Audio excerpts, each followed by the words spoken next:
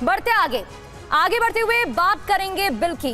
अब जेल से नहीं चलेगी सरकार। जी हां, केंद्र सरकार आज संसद में संविधान संशोधन बिल लेकर आ रही है। अब लगातार 30 दिन तक जेल में रहने पर पीएम, सीएम और मंत्रियों की कुर्सी चली जाएगी। गृह मंत्री अमित शाह लोकसभा में 130वां संविधान संशोधन बिल पेश करने वाले हैं।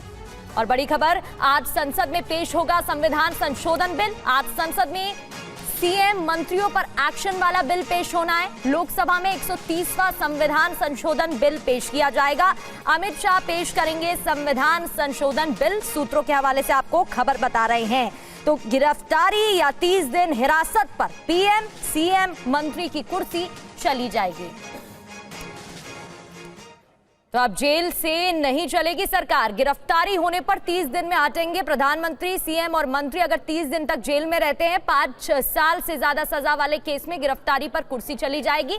30 दिन तक लगातार हिरासत में रहने पर पद से हटना होगा। गिरफ्तारी के 31वें दिन अपने आप कुर्सी चली जाएगी। पद से हटने के लिए राष्ट्रपति से सिफारिश पीएम करेंगे। अगर पीएम ने सिफारिश नहीं भी की तो 31वें दिन कुर्सी फिर भी चली जाएगी इस बिल के अकॉर्डिंगली। और एक और बड़ी खबर, संविधान संशोधन बिल पर कांग्रेस का बयान। राहुल गांधी की वोट अधिकार यात्रा से ध्यान हटाने के लिए ये विधेयक लाया जा रहा है। कांग्रेस की तरफ से बयान, पहले सीएस-डीएस बीजेपी आईटी सेल का ड्रामा और अब ये विधेयक सिर्फ ध्यान हटाने के लिए लाया जा रहा है, ऐसा कांग्रेस ने दावा किया है, आरोप लगाए। गौरव गोगोई ने यह कहा है, उनका ट्वीट आप टीवी स्क्रीन पर देख रहे हैं। पहले सीडीसीएस और अब बीजेपी आईटी सेल ड्रामा। अब आपको बताते हैं कि संविधान संशोधन बिल की जरूरत क्यों है। जेल जाने पर पीएम, सीएम या मंत्री को पद छोड़ने की बाध्यता नहीं थी। गंभीर केस में जेल होने के बावजूद पद पर रह सकते थे।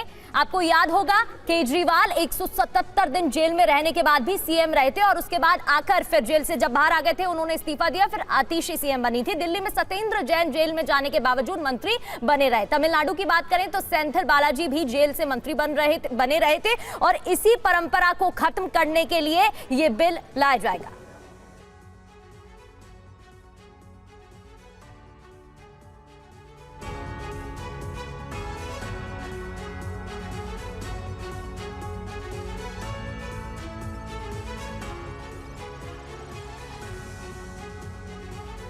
और हमारे दो सहयोगी हमारे साथ इस पर जुड़ गए हैं, कुमार विक्रांत और आनंद, दोनों हमारे साथ जुड़ गए हैं। कुमार विक्रांत, सबसे पहले आपके पास, कांग्रेस का एक ट्वीट हम दिखा रहे थे। गौरव गोगोई ने आरोप लगाए, दावा किया है कि ये सिर्फ ड्रामा चल रहा है। क्या आपत्ति है कांग्रेस को? कांग्रेस की तरफ से क्या बातें सामने आ रही हैं और इस बिल का अपोज क्यों?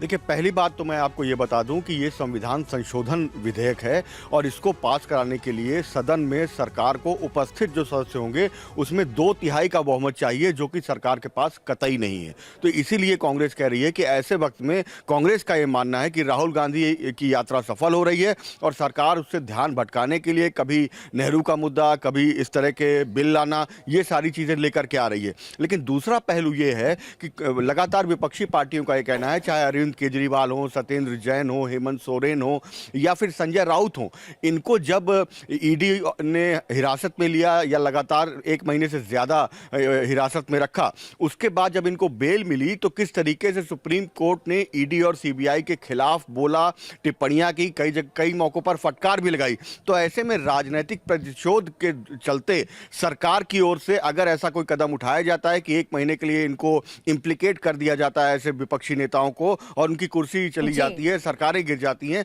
तो ये एक सियासी प्रतिशोध की भावना से भी किया जा सकता है। ये नाराजगी है विपक्षी दलों की, जिसके चलते इसका विरोध किया जा रहा है। जी। आनंद पांडे हमारे साथ बने हुए हैं। आनंद, कॉन्स्टिट्यूशन अमेंडमेंट बिल, इसको लेकर सरकार का कहना है कि बहुत सारे बदलाव हो जाएंगे। क्यों महत्वपूर्ण है, क्या इसकी आवश्यकता है, ये भी जरा बताइएगा।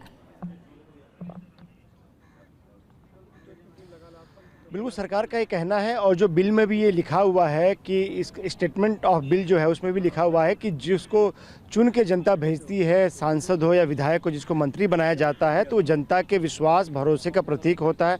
लोगों को उससे उम्मीद होती है और जब उसको मंत्री पद मिलता है और ऐसे में अगर वो किसी करप्शन के आरोप में या दूसरे आरोप में अगर जेल जाता है, संगीन अपराधों में जेल जाता है और लगातार 30 दिन तक अगर वो जेल में रहता है और वहाँ से अगर वो अपना मंत्रालय चलाता है या फिर वो सरकार चलाता है, तो कहीं ना कहीं जनता के जो भरोसे का ये अपमान है और जनता ने जो भरोसा किया उसको कहीं ना कहीं ये बिट्रे करता है। तो ऐसे में सरकार ने कहा कि एक ऐसा संविधान में संशोधन किया जाए ताकि अगर कोई गंभीर अपराध में जेल उसको सजा होती है जिसकी सजा अधिकतम 5 साल से ज़्यादा हो और साथ ही साथ वो लगातार 30 दिन जेल में रहो, तो उसको अपने आप या तो पद छोड़ देना चाहिए या फिर अगर उस पद नहीं छोड़ता है तो उसको मुख्यमंत्री या प्रधानमंत्री उसको हटाने के लिए कहेंगे, अन्यथा वो 31वें दिन वो खुद ही वहाँ से बर्खास्त मान लिया जाएगा।